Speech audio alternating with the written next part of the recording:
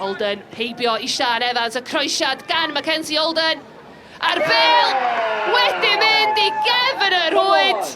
Dyna hanner canfed gôl Caerdydd ym Prif Adran Genero y tymor yma. A'r gôl yna I Lisa Owen yn agor y sgorio i'r ymwelwyr. Bel, Lily Billingham yn dwyn y bel. Billingham ar ergyd! Os na gyfla, Mackenzie Holden yn cael yr ail gyfla yn dilyn gwaith da Sophie Steele. And Holden yn taro honna dros y trawst. Cycrydd, Michaela Cook a Sophie Steele yn cael cyffyrddiad pwysig am arbediad gwych ar y postyn cyntaf na gan golwr Aberystwyth. Bethan Roberts yn ceisio atal Holden, y croesiad at Cynnog, arbediad hyfryd gan Steele. A'r cyfla yn disgyn I Lily Billingham dros y trawst. Ond nid am y tro cyntaf heddiw, da ni wedi gweld Sophie Steele yn gadarn rhwng y pist yna I Aberystwyth. Jenkins yn codi honna yn uchel am bas hyfryd gan Jenkins.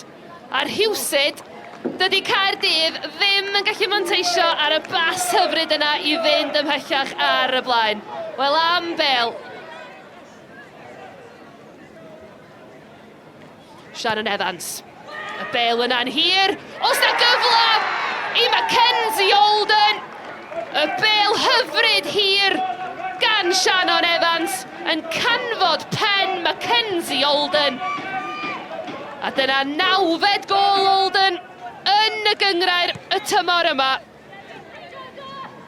Lisa Owen, torri tua'r canol ar ymyl y cwrt Cosby. Holden sydd efo hi. Ydy Holden yn mynd I ergydio? A honna ddim yn bell o gwbl gan Mackenzie Holden. Fion Price. Pasio hi'n fer at Cook. Cook yn croesi. Os na lawio.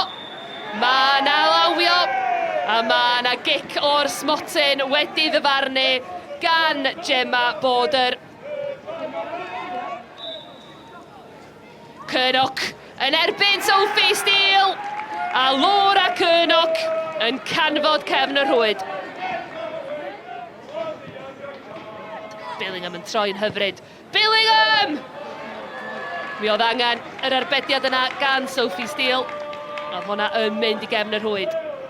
Cyfle hyfryd I Lily Billingham. Mae hi wedi cael gêm dda iawn a bron iawn I ddigoroni fo gyda gôl yn fanna.